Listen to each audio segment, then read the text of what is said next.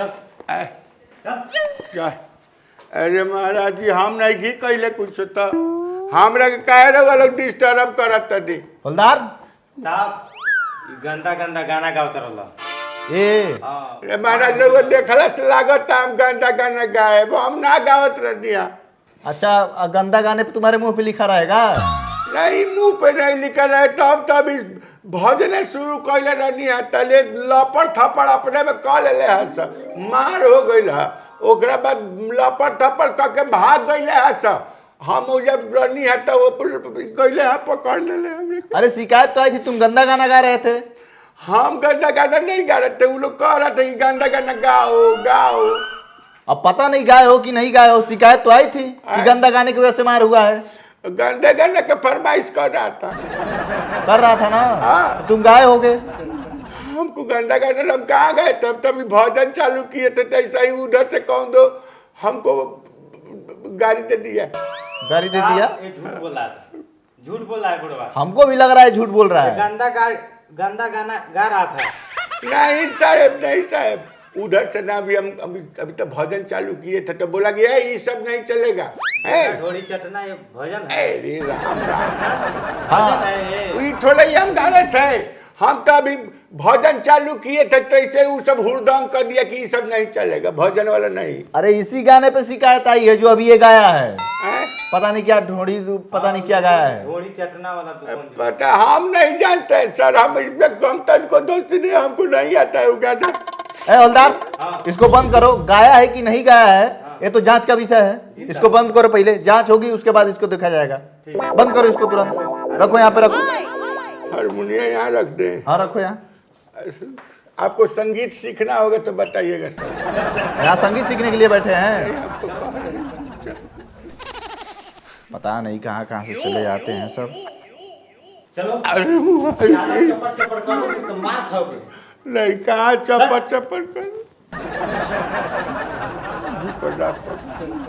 बैठो बैठो बाबू। हाँ? भगवान कौना केस में आयल बड़ो? आए कौना केस में? अरे केस लेखा केस नहीं के हमरे के जेल में डाल दिले बड़े सर। हम गए रहनी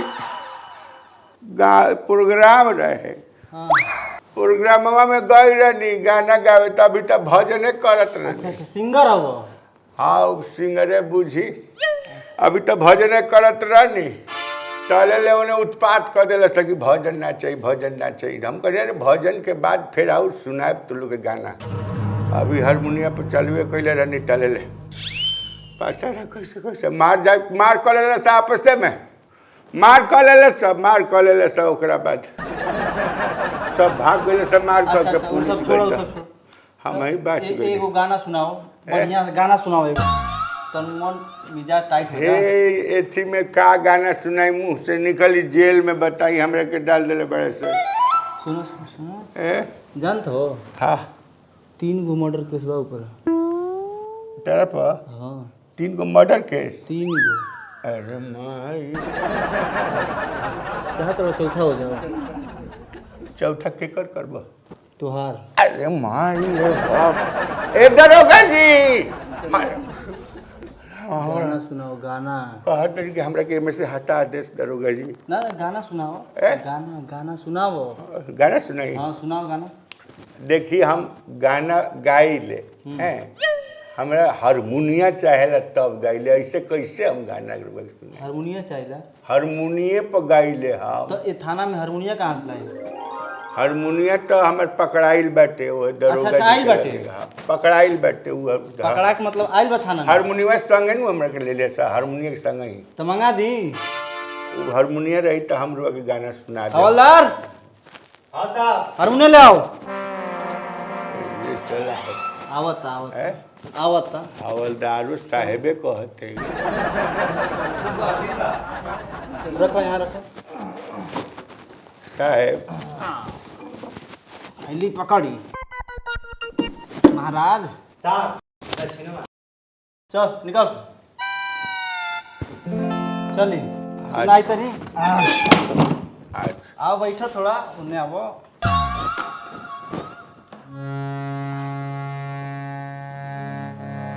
हाँ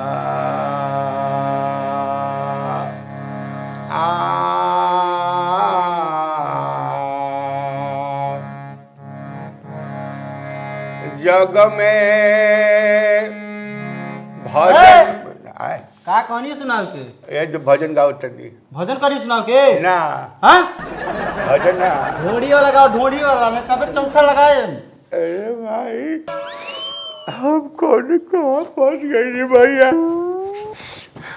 डोरी वाला हाँ ढोड़ी वाला डोरी डोरी डोरी डोरी फिर हुए ढोड़ी ढोड़ी यार हमें रुकारिया डोरी का मैं मारा था मैं पैरम जिए नहीं की देते रहे आवे ना ते एगो गावे कैसे दी ढोड़ी ढोड़ी ढोड़ी ढोड़ी कौन गाना ढोड़ी ढोड़ी जवान सुनावा तरह से सुनावे दे एगो तनी मिजाज फ्री होखो ढोड़ी चटना बा ई गाँव चटना बा अगर ई नहीं चलो डोरी चटना बा चटना बा चटना बा चटना बा चटना बा डोरी डोरी डोरी डोरी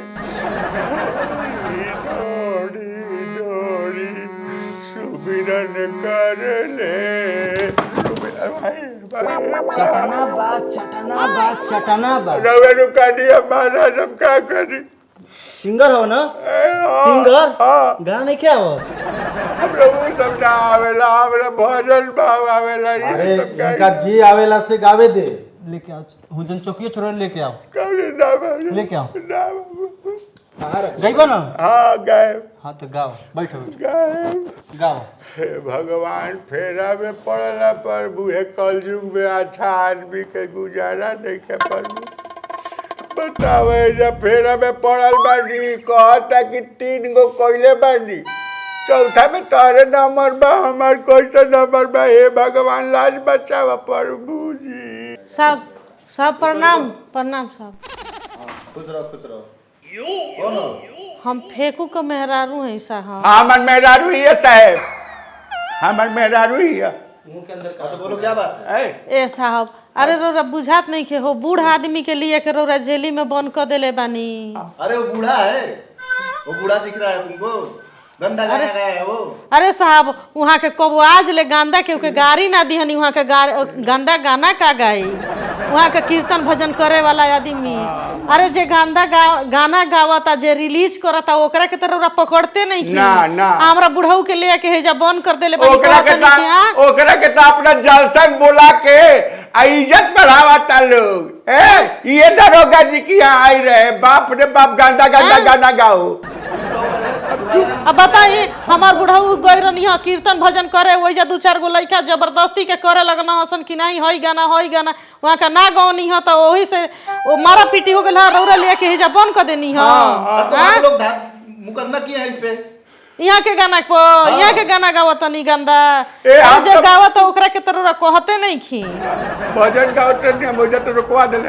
हमारे भजन कितना गंदा गाना निकल बा कि गली मोहल्ला में निकलल मुश्किल हो गया लोग घर में बजावता बारह बजावता आंगना में बजावता छत पर बजावता कहाँ कहाँ लोग गंदा गंदा गाना बजावता जेने जाते ने गंदे गाना चलत अटे अरे वही गाना तो गा रहा था बुढ़ा ना हमार बुढ़ऊ ई कुल गाना गा ही नहीं की सकत रउआ रिकॉर्डिंग कइले बनी देखाई हाँ दिखाई हाँ? ना हाँ। देखाई ना तनी ए दरोगा जी अरे तनी इहो के भेज दी ए भैया का है ऐसे कहले बड़ा बर्थडे इज्जत से बने का हमार बुढ़ऊ ऐसन कारी गांधा गाना ना दे सकेनी ना गरिया सकेनी ना गा सकेनी ठीक ना हमरा बुढ़ऊ के छोड़ दी छोड़ दी। और बेचारू बिना खइले पियले हो मच्छर में मुआ घोलम का उनके छोड़ दी दरोगा लोग की जी जिम्मेदारी हाँ हम हमार आदमी है तो हम काहे ना ले लेकिन जांच होगी तो पकड़ा जाएगा तो हम बंद कर देंगे फिर बता दे रहे हैं हाँ हाँ साहब जांच होई तरह साहब जांच होई अगर गुनाहगार निकलम तरह ले आ ले हाँ हाँ हाँ ठीक है हवलदार सिग्नेचर कराओ इसको चलो सिग्नेचर करो ए साहब अंगूठा लगाए नी हाँ उठा उठा लाओ लाओ इधर लाओ अरे ठीक है हवलदार बुढ़िया को छोड़ दो ठीक है ठीक बा फिर आने का इधर हैं फिर आने का अब कौन सी कहानी का इधर का कोई ठीक है का फालतू वाला काम खाली जल्दी है हाँ ई वाला भी चलेगा आए छोड़बा हमार हाथावा कब आवे के बा हैं बुझा तो प्रसादी बटा तकी आवे के बा हैं ठीक बा हाँ ठीक बा अपने घर से पूछ के फिर चल आई अरे शायद तू लोग के ही घर है हमार घर थोड़े है। ऐसन लोग बाटे कि कहत जेली में कि फिरे आवे के बा तो ठीक न बा चलो आय, मारब दो गला उतार मुँह में सोझ हो जाई फिर हमरा बुढ़ऊ के बोलेबे में तो चली बुड्ढा जो तुम्हारे पे केस हुआ था वो जांच का विषय है अगर उसमें दोषी तुम पाए जाते हो हाँ तुमको जेल होगी आय, तुमको जेल होगी। हाँ बाबू हमारे जांच कर ले एक बात और है हाँ। अश्लील गाना गाना छोड़ दो ठीक है हाँ, ठीक बा हम नाम नहीं ना ठीक साहब, हमार बुढ़ऊ ई कुल गाना हम ना नहीं गईले गाई। अरे उहे वही में तो गवले हसा हमरा से हमर मुंह गांडा हो गई जा तनी हम बालू फाकब हाँ चल चल तू घरे चली जो तुम्हारे दोस्त यार गा रहे हैं उसको भी मना कर देना। अरे वो- मुकदमा उन लोगों पे भी होगा। मने चल। कैला पर तो मार भइल बा चल ठीक बा साहब जाते हे भगवान हे भगवान